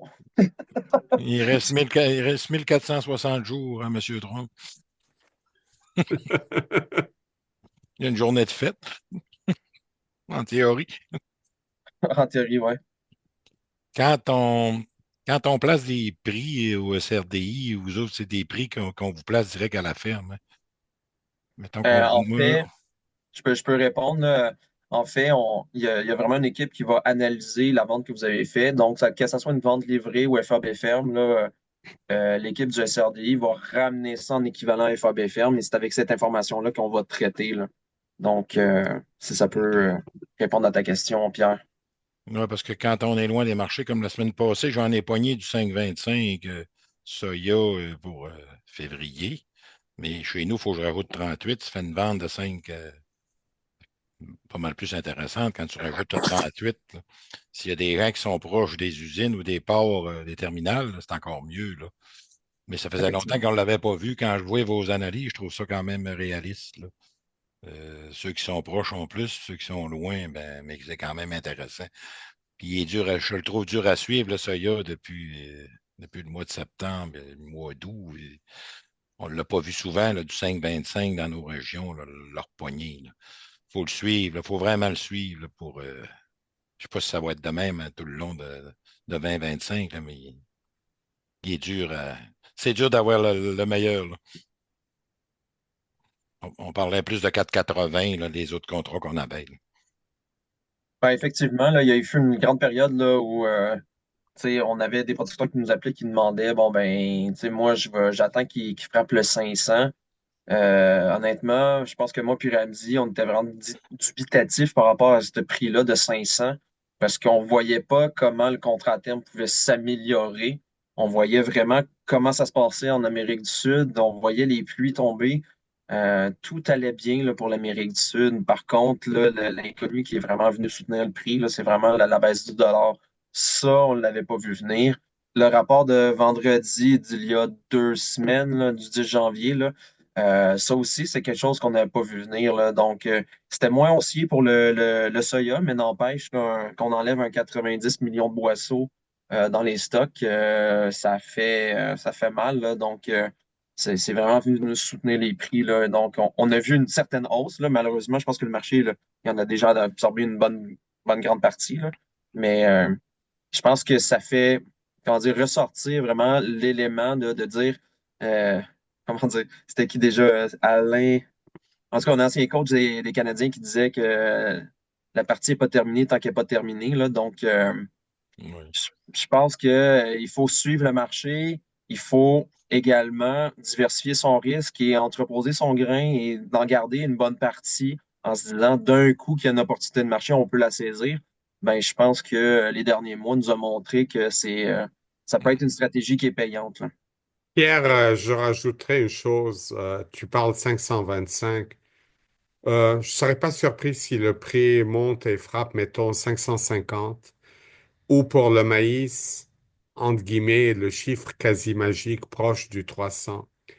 Le seul risque, c'est de ne pas être omnibulé par un chiffre magique.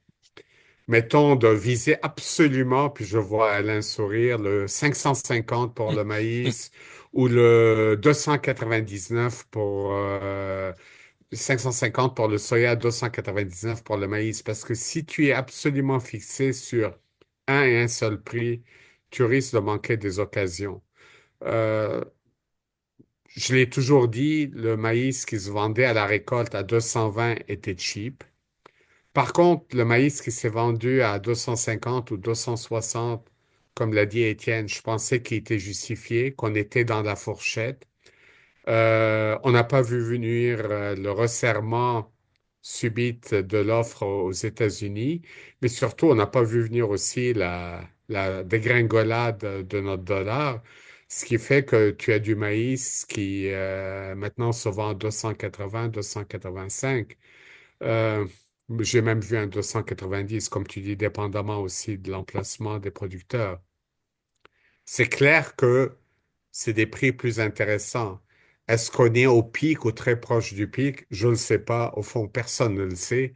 On le saura après coup. Mais la donne a quand même pas mal changé. Alain, je te vois avec une main, Oui. puis ensuite Eric. On va Oui. prendre Alain, puis après ça, j'aurai une petite question sur le chat à vous partager. Oui,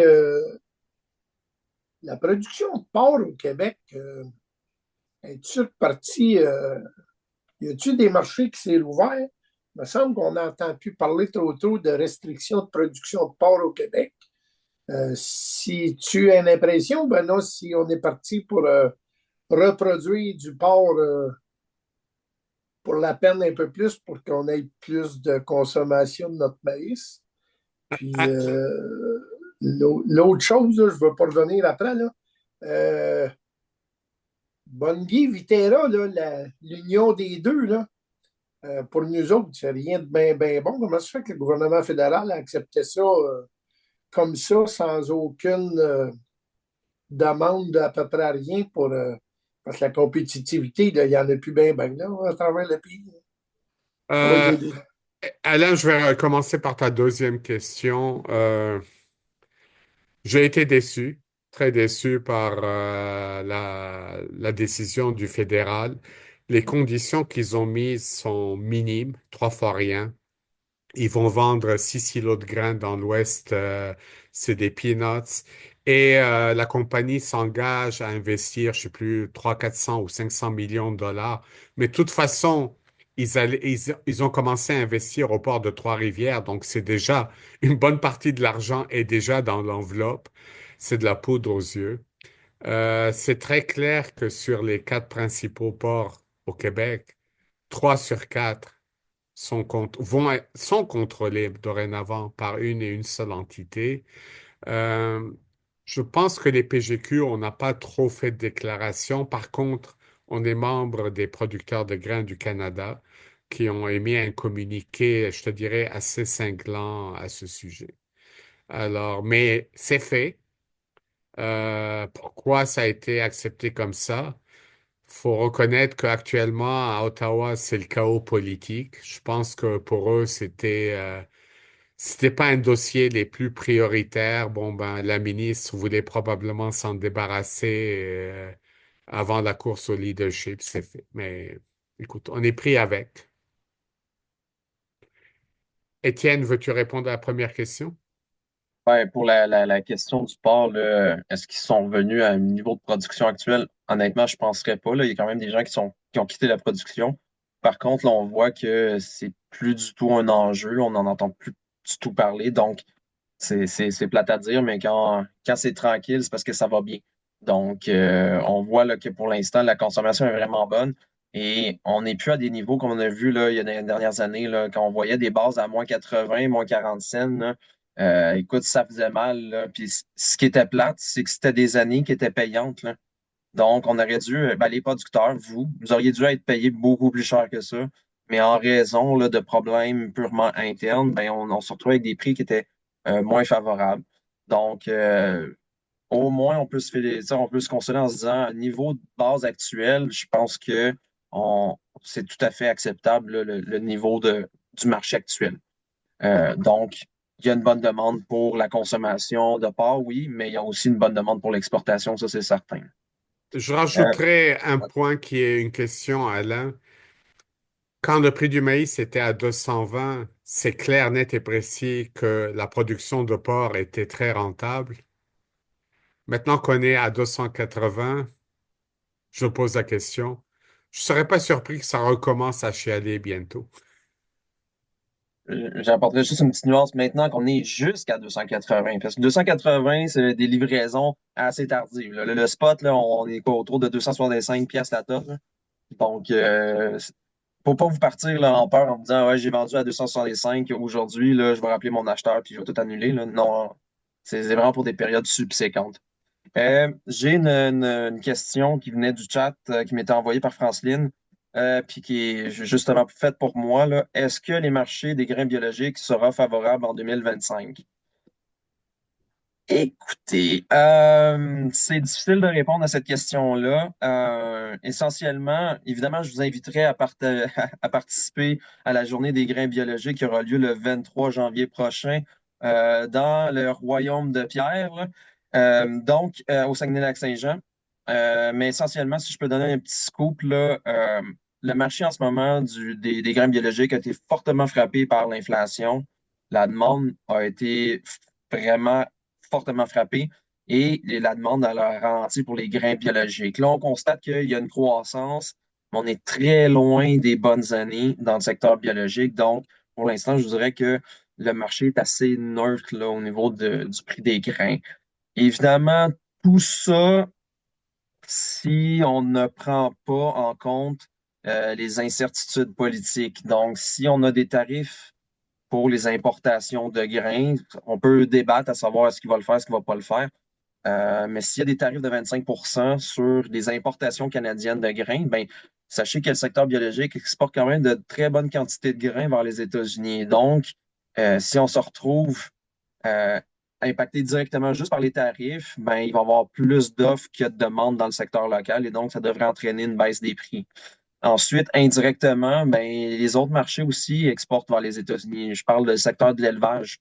Si le secteur porcin est frappé par des tarifs de 25 ben, ça devrait influencer la demande de grains localement également et le secteur des grains bio devrait être frappé également, là. Donc, je vous dirais pour l'instant, là, c'est pas nécessairement les très bonnes années. Mais par contre, c'est là qu'on peut débattre, puis c'est là qu'on pourrait se perdre pendant des heures à parler de qu'est-ce que Trump va faire ou non. J'espère sincèrement qu'il ne va pas frapper des secteurs alimentaires.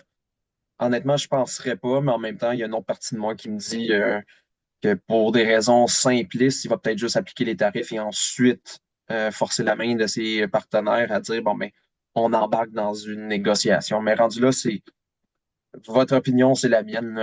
Je dirais même l'opinion de Donald Trump la veille, puis l'opinion de Donald Trump le lendemain, c'est même pas la même personne, là. Donc, c'est hautement instable, là. Donc, ça devient très difficile d'évaluer. Parfait. On va donner la parole à M. Deschênes. Oui, je vais faire un petit peu de pouce là-dessus. Là. Moi, ma question, c'était l'effet Trump là, dans le soya et dans le maïs, mis à part le taux de change, je n'en vois pas vraiment. Là. Vous avez répondu partiellement avec l'intermédiaire du porc, là, mais est-ce qu'il y en a vraiment une? Écoutez, Monsieur Deschênes, à date, vraiment, quand on regarde l'évolution des contrats à terme, puis je parle maïs et soya, c'est vraiment drivé par l'offre et la demande. Qu'est-ce qui a fait monter les contrats à terme du maïs? C'est le resserrement de la situation aux États-Unis, ce sont les exportations américaines, c'est la baisse du rendement, c'est ça. Si on prend le soya qui a moins monté, c'est bon, la révision du rendement aux États-Unis contrebalancée par le Brésil. Donc, je vous dirais, c'est drôle parce qu'on en parle tellement à force de regarder les arbres, on oublie de regarder la forêt ou c'est le contraire, là. On voit la forêt, on voit plus les arbres. Parce que en bout de ligne, à date, le marché regarde les faits, l'offre, la demande, les fondamentaux. Vous avez raison, il y a plus d'impact au niveau des taux de change, puis même les taux de change. Il faut quand même être réaliste et on l'a dit à plusieurs reprises. Pour le dollar canadien, oui, il y a eu un certain effet Trump, mais soyons honnêtes, c'est d'abord et surtout l'effet Justin. Donc, c'est ça la réalité canadienne. Maintenant, le Brésil, c'est peut-être une autre paire de manches. Je ne suis pas assez au courant de leur situation économique. Mais ayant dit cela, et je suis d'accord avec Étienne, il y a toujours ce risque. Donc, tous les participants dans les marchés sont conscients. Et je vous dirais, une partie des exportations américaines, en tous les cas du démarrage très rapide des exportations américaines, en partie, pas complètement, c'est en réaction de peur des tarifs douaniers. Donc, beaucoup d'acheteurs ont voulu accélérer leurs achats avant que M. Trump ne prenne le pouvoir le 20 janvier. Donc, malgré tout, il y a eu un certain effet. Ce qui me porte à croire que ceux qui ont devancé leurs achats, puis on est rendu maintenant au 21 janvier, puis vous savez quoi, la Terre continue de tourner, elle ne s'est pas arrêtée, on pourrait voir un certain ralentissement de la demande tout simplement parce que ceux qui ont devancé Bon, ben, ralentiront maintenant. Donc, il y a différentes façons de répondre à votre question. C'est Ouais. pas facile. Les tarifs, c'est sur ce qui rentre, c'est pas sur ce qui sort des États-Unis. Ça n'a pas d'impact pour les acheteurs Oui. qui achètent aux États-Unis. Mais en même temps, si les États-Unis mettent des tarifs, on peut s'attendre à ce qu'il y ait des représailles. Les représailles vont se faire sur des produits ciblés. Et comme on a vu en 2018-2019, les produits ciblés, c'était des produits agricoles, là. Que ce soit bon, le soya chinois, mais on a vu également là, l'Europe avec tout ce qui était Bourbon. Tu sais, ils vont vraiment les cibler des éléments qui vont faire mal à la base de Trump, là. Donc, il ne faudrait pas s'étonner que si on voit une escalade des tensions commerciales, ben, que ça soit tout simplement le même principe. Je pense qu'au Canada, on avait visé là, du ketchup et de la moutarde, là, je ne sais plus, là. Mais tu sais, ça peut être assez bizarre à ce point-là. Même pour, je pense, les menaces de tarifs actuelles, on envisage de taxer le jus d'orange. Donc, tu sais, ça vous donne un peu l'idée là, de c'est quoi les stratégies qui sont mises en place présentement, là. Mais bon, merci. Merci, M. Deschênes. On va passer à M. Laquer.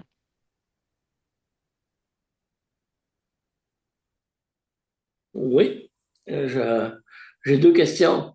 Point de vue céréales, l'avoine, c'est difficile. Je pense que les acheteurs ne coupent pas les portes, là. C'est-tu appelé à s'améliorer? Mais non, ça va rester de même encore un an ou deux.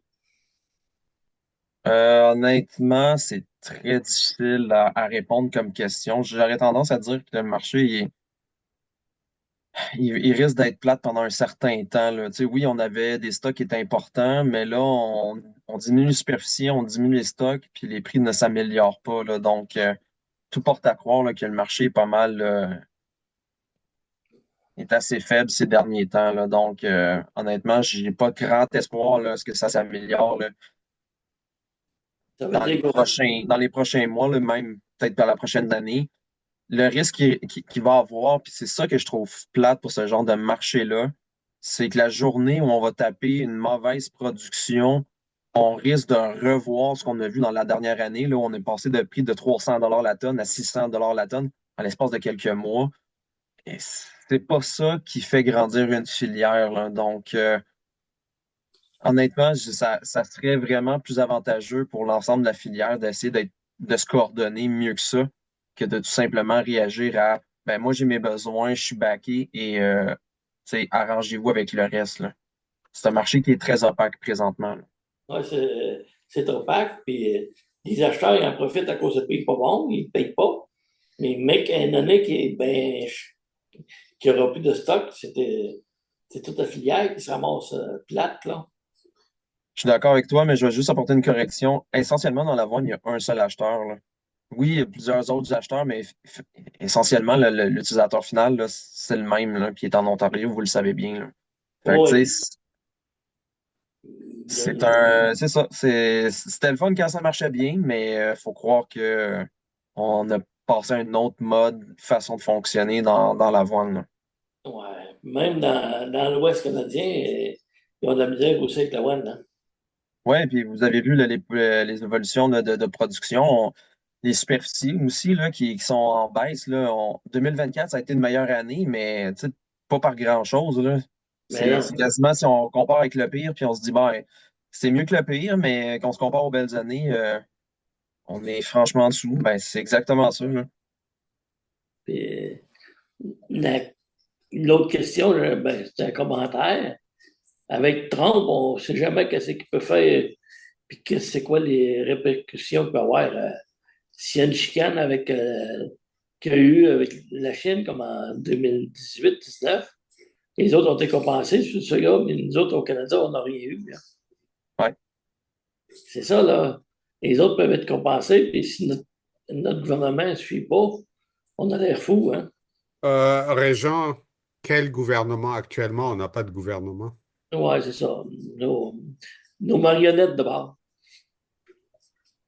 Ouais, mais en même temps, tu sais, les producteurs américains ont été vraiment largement compensés, mais ça reste qu'ils sont dépendants ils ont été dépendants de ces programmes-là, là. Tu sais, je ne sais pas à quel point j'aurais été content de savoir qu'on aurait été autant subventionné. C'est sûr qu'une petite tête dans le dos, ça aurait fait plaisir, mais il ne faut pas non plus tu sais, rester accroché à ces programmes-là parce que aux États-Unis, là, ça a été financé par l'endettement, là. Et c'est Oui, des gros niveaux d'endettement. Tu sais, oui. c'est quand même assez absurde que le Parti républicain est à ce niveau-là tant peu intéressé par l'endettement, à part quand c'est un gouvernement démocrate qui est au pouvoir, là. Et, qu'est-ce que j'ai de la misère à comprendre, c'est qu'il dit qu'il veut baisser l'inflation, baisser les prix, puis il veut mettre des tarifs d'importation. Il ne peut pas faire les deux en même temps, là. Régent, si je me permets, faut pas regarder ce qu'il dit, faut regarder ce qu'il fait. Oui, je sais. Oui, mais qu'est-ce qu'il fait une journée, puis le lendemain, c'est une autre chose, hein? Il est pas. C'est pas réfléchi tout le temps, ces affaires. Mais il Ben, faut vivre avec, là. je vais surfer sur le commentaire de Ramsey. Pour l'instant, il n'a rien fait encore. Donc, Alors, ce qu'il a fait n'a pas encore d'impact, là. Donc, voyons voir. Puis, ouais, honnêtement, son équipe économique demeure quand même assez solide. Tu sais, tous les autres secteurs, c'est assez broche à fond, merci, là, mais le secteur économique, il y a quand même des bonnes personnes qui sont en place, des personnes qui ont de l'expérience.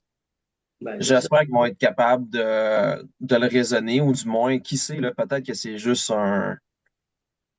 une tactique pour faire peur et donc de faire bouger tout le monde. Dire, on le voit, là, dès qu'il a fait des menaces de tarifs en lien avec la surveillance des frontières, qu'est-ce qui s'est passé? Ben, soudainement, le Canada a augmenté sa surveillance aux frontières. Soudainement, tout l'ensemble des premiers ministres va aller le voir avec lui. C'est le beau jeu là, en ce moment. Oui. Puis après ça, ben, il peut pas faire tout ce qu'il veut. Il doit déborder pareil à l'État des États-Unis, là. Il est Il majoritaire. y a une main qui s'est levée, Étienne. Ouais, mais je veux juste, juste répondre à la dernière question. Il est majoritaire au Sénat puis il est majoritaire au Congrès. Et les gens qui sont en place, c'est des yes men. Donc, il doit avoir certaines mesures pour le contrôler, mais honnêtement, sont plus faibles qu'elles ont déjà été, là. Je vais y aller avec M. Élie-Marie Tremblay. Votre micro est fermé, monsieur. Est-ce qu'il est ouvert? Oui, Oui, oui. OK. J'écoutais la conférence et puis les États-Unis sont exportateurs, mais ils sont aussi importateurs. Est-ce que la balance est plus grosse en importation ou en exportation? Ils sont exportateurs nets. euh, Ils sont plus exportateurs qu'importateurs au niveau agricole. OK. Au niveau des grains, ils sont plus exportateurs Oui, qu'importateurs. oui, oui, absolument, oui. Donc, le Canada est pas gagnant par rapport à ça. Euh, Difficile à comprendre. Difficile à jauger, je vous dirais, mais au fond, on est dans la même situation. Même nous, qu'on est un plus grand exportateur net au niveau agricole, définitivement. Mais eux aussi, c'est un gros exportateur net, malgré leurs importations. Et puis, si le Canada veut imposer, ils peuvent se pencher d'un autre côté vers d'autres États ou d'autres pays pour combler ce que c'est que le Canada pourrait leur apporter. Oui et non. En théorie, oui, mais non en pratique, parce que si vous regardez par exemple l'Ontario, qui a énormément de commerce de grains avec le Michigan et les États frontaliers, au niveau logistique, c'est très facile, très pratique. T'envoies des vannes, t'envoies des camions. T'amènes du grain de l'autre bout du monde, c'est des navires, c'est de la logistique, ça arrive dans un port, ça n'arrive pas à l'intérieur. Donc, on a quand même l'avantage de la proximité et des petites quantités qui peuvent se faire au jour le jour. C'est pas du tout facile à remplacer, ou bien par wagon aussi. Il y a beaucoup de mouvements qui se fait par wagon. Une fois que tu vas à l'international, c'est uniquement par bateau, puis ça t'arrive dans un navire sur la côte ouest ou la côte est, qui est loin, parfois très loin de l'utilisateur. OK. Merci. il y a plein d'échanges qui se fait, là. Donc, des mesures de tarifs viendraient vraiment impacter plusieurs petits marchés, là, que ça soit, tu sais, il y a des producteurs au Québec là, que leur acheteur le plus proche, c'est un acheteur américain, là, et pour des raisons tout simplement Commodité. logiques, c'est plus facile d'aller exporter aux États-Unis que de vendre à son acheteur québécois.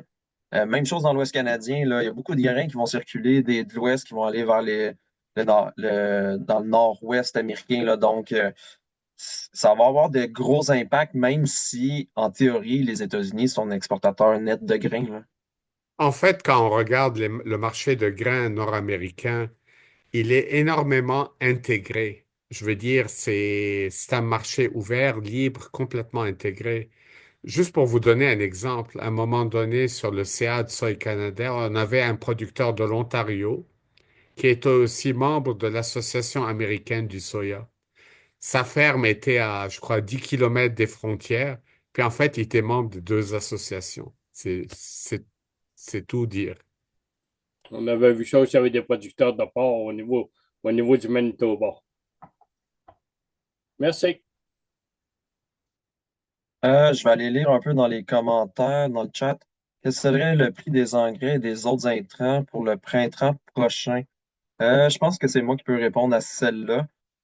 Évidemment, le niveau des prix au Québec, je peux pas en parler directement parce que ça reste quand même un marché qui est très opaque, là. Il n'y a pas vraiment de prix qui sont publics. Ce que je peux dire en termes de tendance, là, c'est que potasse, azote, on voit une tendance à neutre à baissière, donc ça reste quand même assez intéressant. Mais pour le phosphore, oubliez ça, là, c'est un marché qui est très serré là, à l'international. Et donc, les prix vont quand même se maintenir à des niveaux quand même assez élevés, là. Donc, c'est ce que je peux dire, mais c'est ce que j'ai dit en fait dans mon analyse de décembre dernier. J'ai toujours pas fait mon analyse pour janvier. Jean-Charles, beaucoup de toxines dans le maïs, 7. Je présume que je vais finir. OK, beaucoup de toxines dans le maïs cette année. Quels sont les escomptes acceptables? Euh, Très bonne question. beaucoup de Ouais, maïs, je vais laisser répondre. ouais. Ça dépend. Il y a des poches de toxines et puis les escomptes sont variables. Ça va de certains acheteurs qui rejettent des voyages à d'autres qui vont appliquer un 10 dollars la tonne de 2 à 3 ppm. Disons en gros, là, si on va simplifier, 10 dollars la tonne par un point de toxine. Dépassant le 2. Ouais, maintenant, beaucoup, ben, ça doit être que la personne qui fait le commentaire est malheureusement prise dans ces poches-là. On le voit dans certaines régions, mais c'est vraiment très variable. Tu as des producteurs qui ont du maïs absolument correct, puis deux champs à côté, il y en a. On en a entendu parler de certains exportateurs, de certains utilisateurs, et Concertation Grain Québec a mis sur pied un comité de travail qui a débuté d'ailleurs ses travaux pour essayer un peu d'avoir une meilleure vue. Mais je vous dirais, 10 dollars la tonne par point de toxine, c'est quelque chose de... C'est pas une norme, il n'y a pas de norme là, vraiment, mais c'est souvent une pratique entre guillemets acceptable. Parfait. Et finalement, il y avait une question de Martin Lauzon. Quelle proportion de ventes en maïs et soya serait-il idéal d'avoir réalisé présentement, tenant compte des récentes hausses? Oh boy. Malheureusement, pour le maïs, idéalement, si tu n'avais rien vendu, faut pas rire, je veux dire, Ouais, je sais.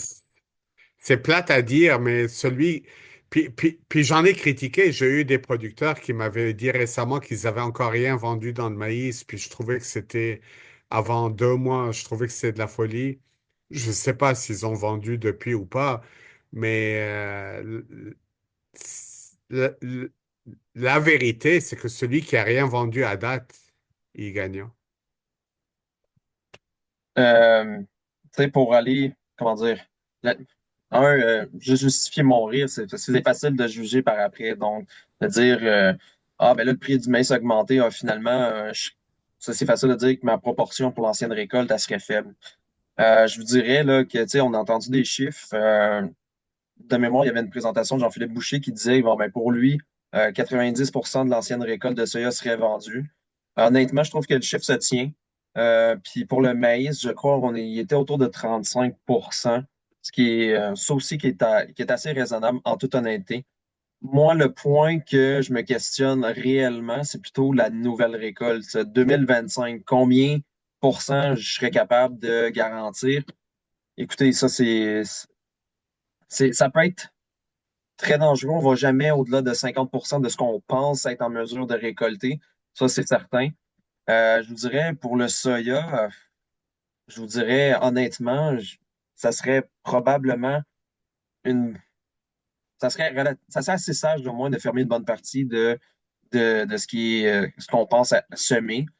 Je dis une bonne partie, pourquoi? Parce que je crois que lors des ensemencements, le rapport d'ensemencement du 31 mars, je m'attends à ce qu'on montre une diminution des superficies de soya. Je pense pas que ça va être majeur, mais n'empêche que lorsque le chiffre va sortir, je m'attends à ce que ça soit haussé pour les marchés. Et à ce moment-là, ça pourrait être intéressant d'aller le chercher.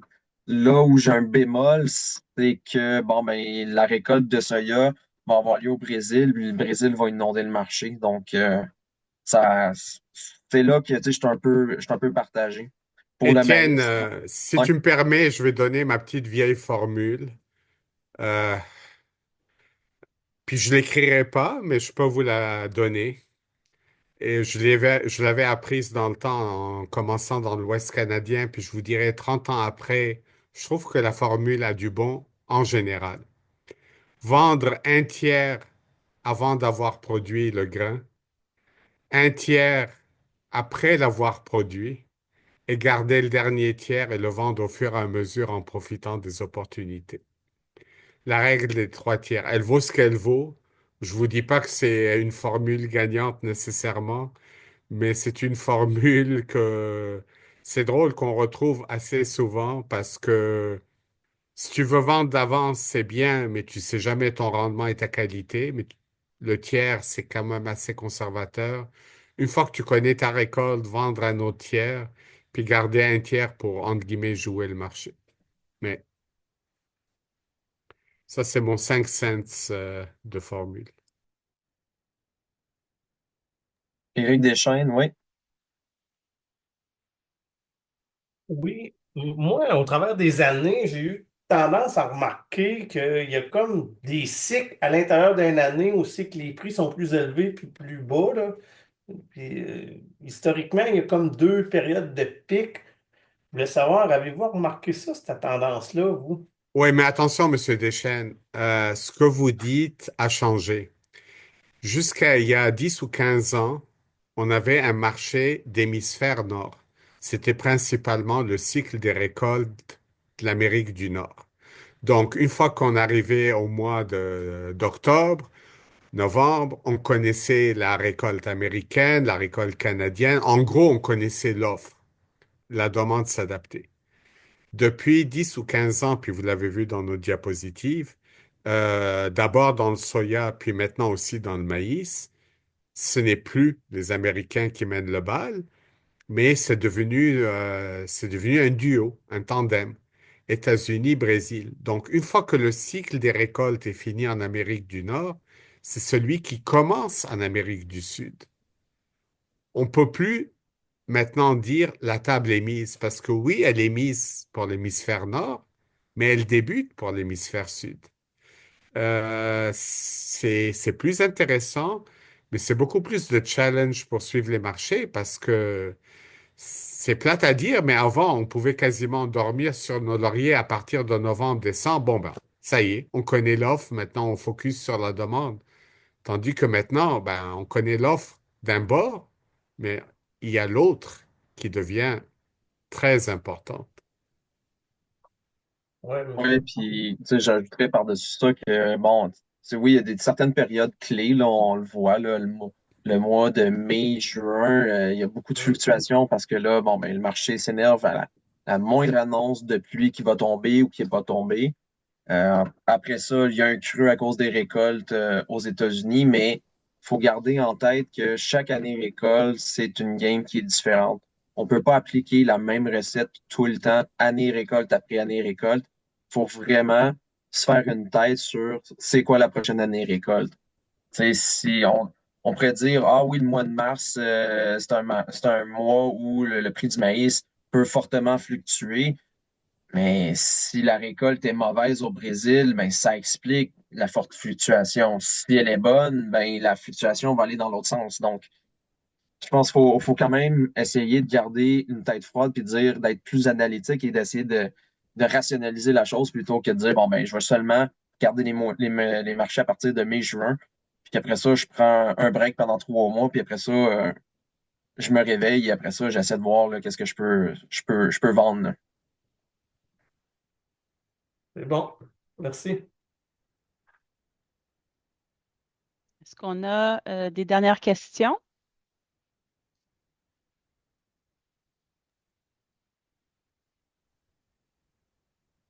Ben, sinon, Francine, je crois qu'on peut remercier tout le monde pour une excellente participation. Je Oui. crois qu'on a battu un record avec 99 participants. En effet, merci beaucoup à tous d'avoir accepté notre invitation ce soir. On vous rappelle que ce webinaire sera disponible sur notre site web dans les prochains jours. Puis, on vous souhaite une bonne fin de soirée à tous. Merci, Randy. Merci aussi à Étienne. Bonne soirée à Bonsoir à tous. tout le monde. Bonsoir. Merci, bonne soirée.